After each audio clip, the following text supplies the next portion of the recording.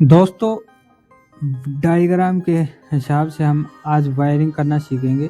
आप सभी को यहाँ पर 4 रूम और एमसी बॉक्स इन्वर्टर के साथ यहाँ पे आपको दिखाई दे रहा होगा। हमने सबसे पहले मीटर से न्यूट्रल फेस को जोड़ दिया है और मीटर से हमने आउटपुट एमसीबी में न्यूट्रल फेस दोनों जोड़ लिया है। उसके बाद आरसीसीबी में हमने न्यूट्रल फेस को भी जोड़ दिया है। आरसीसीबी के बाद जो फेस है हमारा वो 4 एमसीबी में कनेक्शन दे दिया। एक एमसीबी हमारी इन्वर्टर के लिए हमने छोड़ दिए यहाँ पे।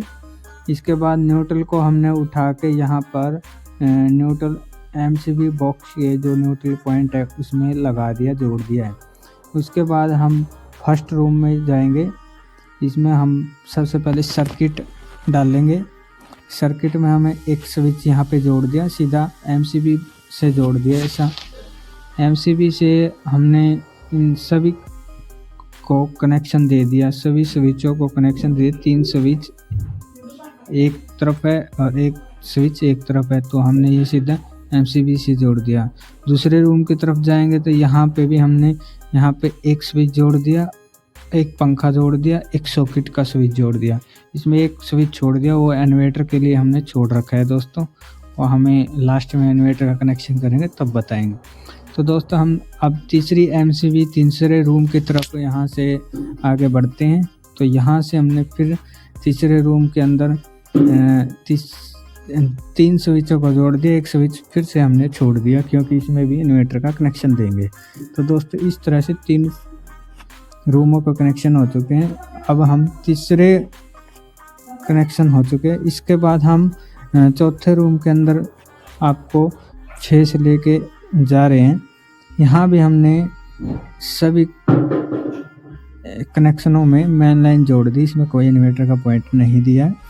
तो दोस्तों, इस तरह से हम जोड़ सकते हैं। फिर हमने इनकी जो पंखों की ऑफ है, बल्ब की ऑफ है, ट्यूबलाइट के ऑफ है, इनको जोड़ेंगे। सबसे पहले मैंने यहाँ रूम नंबर 1 में पंखे का कनेक्शन हाफ जोड़ दिया, रेगुलेटर को स्विच से जोड़ दिया, स्विच से सीधा मैंने यहाँ पे बल्ब को जोड़ दिया, एक स्विच से मैंने यहाँ ट्यूबलाइट को जोड़ दिया।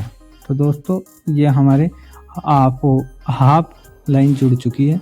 ऐसे ही सेकंड रूम में इसमें हमने सबसे पहले पंखे का हाफ जोड़ दिया, यहाँ से हमने स्विच में पंखे का जोड़ दिया, स्विच से हमने फिर बल्ब में जोड़ दिया, फिर हमने एक सॉकेट में जोड़ दिया, फिर हमने यहाँ पर भी एक ट्यूबलाइट का पॉइंट आप यहाँ पे जोड़ दिया फेस के साथ। ऐसे ही तीसरे रूम में पहले पंखे का कनेक्शन हमने यहाँ ऑफ जोड़ दिया, इसका रेगुलेटर का ऑफ मैंने स्विच से जोड़ दिया, सेकंड स्विच का हमने ट्यूबलाइट से जोड़ दिया, फिर एक हाफ हमने सॉकेट से जोड़ दिया, एक ट्यूबलाइट बची है उसका भी हाफ हमने यहाँ जोड़ दिया।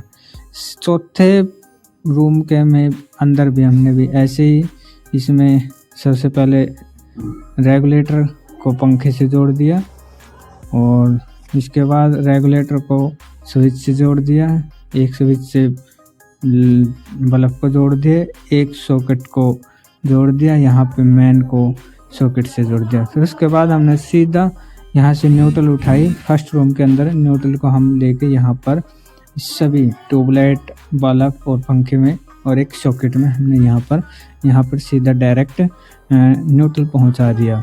सेकंड रूम के अंदर भी दोस्तों ऐसे ही पंखे के अंदर हमने न्यूट्रल जोड़ दिया, बल्ब के अंदर भी और ट्यूबलाइट के अंदर भी और सॉकेट के अंदर भी। सेकंड रूम के अंदर भी हमने यहाँ पर इनको जोड़ दिया न्यूट्रल को। थर्ड रूम के अंदर भी दोस्तों ऐसे ही हमने ट्यूबलाइट को जोड़ दिया, बल्ब को जोड़ दिया, सॉकेट को जोड़ दिया और पंखे को जोड़ दिया। इसमें भी हमारे 4 पॉइंट थे न्यूट्रल के, 4 के 4 जोड़ दिए।